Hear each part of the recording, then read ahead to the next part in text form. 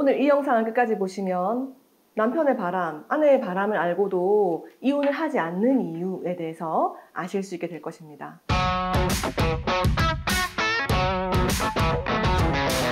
그 굿파트너에 보면은 한유리 변호사가 나와요. 근데 한유리 변호사에게는 굉장히 슬픈 과거가 있거든요. 그 엄마랑 아버지가 굉장히 화목하게 잘 지내셨는데 아버지가 불륜으로 인해서 사실상 가출을 하셔가지고 남남처럼 지내고 있었던 거예요.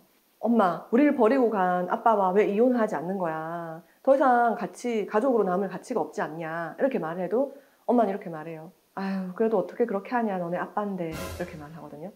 실제로 저희가 소송을 접하다 보면은 이러한 의뢰인분 많이 만나요. 어렸을 때는 내가 이 아이를 과연 혼자 양육할 수 있을까? 설령 바람 피운 남편이라도 그 남편이 벌어다 주는 양육비를 가지고 안정적으로 이 아이를 양육하는 것이 아이를 위해서 도움이 되지 않을까? 우리 아이가 한부모 가정이라는 이유로 선생님이나 친구들로부터 어떤 불이익을 당하거나 편견에 갇혀 살지 않을까? 이러한 불안함. 그리고 자녀가 이제 자랐을 때에는 이 아이가 혹시 애비 없는 자식이라는 이유 때문에 뭐 파혼을 당하지 않을까? 결혼식장 들어갈 때 아빠 없이 혼자 들어가면 또 그렇지 않을까? 이런 나름의 이제 합리화를 하시는 거죠. 그러니까 어머님들이 자식을 걱정하는 마음 충분히 이해하고 정말 숭고한 모성애라고 생각을 해요. 근데 사실은 그 이면에는 자식이라는 이유도 있지만 자기 자신이 홀로서기를 하기 두려워하는 마음도 있다라고 보거든요. 왜냐하면은 어쨌건 이혼을 하고 나면은 내가 이혼녀가 되거든요. 그리고 경제적으로 독립을 하기 위해서 일을 시작해야 해요. 그런데 이 세상은 험하잖아요. 바람 피운 남편이라도 그 남편이 이렇게 만들어 놓은 울타리 안에서 그냥 편하게 지내는 게 익숙해져서 이제 그 틀에서 벗어나기를 두려워하는 마음도 사실은 있으신 거거든요. 그리고 또 하나의 이유는 이겁니다. 굿파트너의 차은경 이혼 전문 변호사가 나와요. 그 변호사가 남편이 자신의 비서와 바람을 피워가지고 이혼을 할 건가 말 건가의 어떤 기로에 서게 되죠. 한유리 변호사는 계속 이혼을 하라고 하지만 이렇게 말해요. 이렇게 10년 넘게 같이 일해온 손이 잘 맞는 비서도 있고 아이를 이렇게 잘 키워준 남편이 있는데 내가 이혼 소송을 하면 이 두 사람 동시에 잃게 된다. 내가 왜 그렇게 불합리한 선택을 해야 되지? 라고 말을 해요.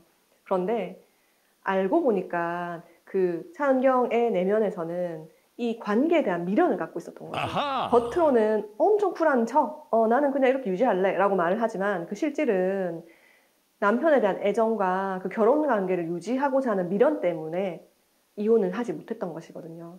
대부분의 어머님들이 이런 이유 때문에 이혼을 망설이는 게 사실이에요. 아유, 설마 조강쳐 버리겠냐, 돌아오겠지. 그러니까 이런 것 또한 미련이거든요. 근데 상대방은 야, 우리 관계 끝난 지 오래됐잖아. 이렇게 말해버리거든요. 그러니까 정말 동상이몽인 상황인 거죠.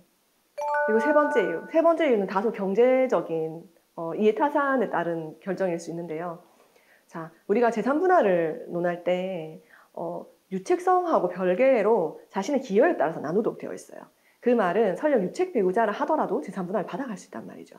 그럼 내가 남편이 바람을 피웠을 때 이혼 소송을 제기해서 위자료도 받을 수 있고 재산 분할도 받을 수 있다라고 한다면, 그리고 양육비도 충분히 받을 수 있다고 한다면 이혼을 선택할 수도 있겠죠. 그런데 만약에 재산 명의가 거의 4명의로 되어 있고 내가 오히려 재산 분할을 해주어야 하는 상황이라고 한다면 이 타산이 맞지 않는 이혼을 과연 해야 될까라는 고민에 빠질 수밖에 없는 거죠. 굿파트너의 한유리 변호사가 이렇게 말해요.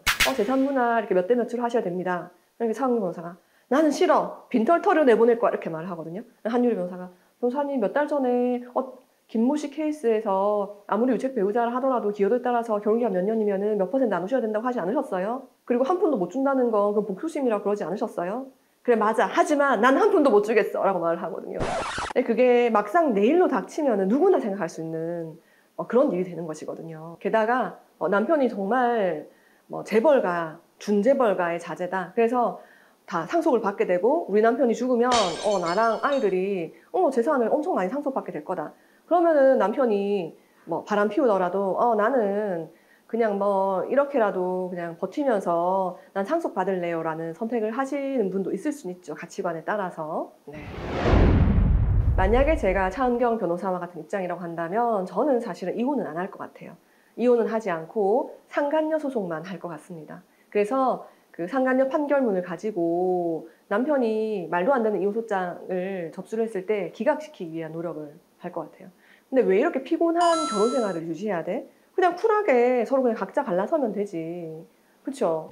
사실은 그 유책 배우자가 자신의 잘못을 쿨하게 인정하고 그 자신의 잘못에 합당한 충분한 대가를 주면 되는 문제라고 생각을 해요. 이를테면은 미성년 자녀가 있음에도 불구하고 자신의 잘못으로 이 가정을 파탄에 이르게 했다라고 한다면은 아이를 양육할 수 있는 충분한 양육비와 집을 마련해 준다라고 한다면은 사실은 마음이 떠난 배우자를 붙잡으면서까지 이혼 안 하고 실랑이를 하려고 하는 분들이 그렇게 많지는 않을 것 같거든요.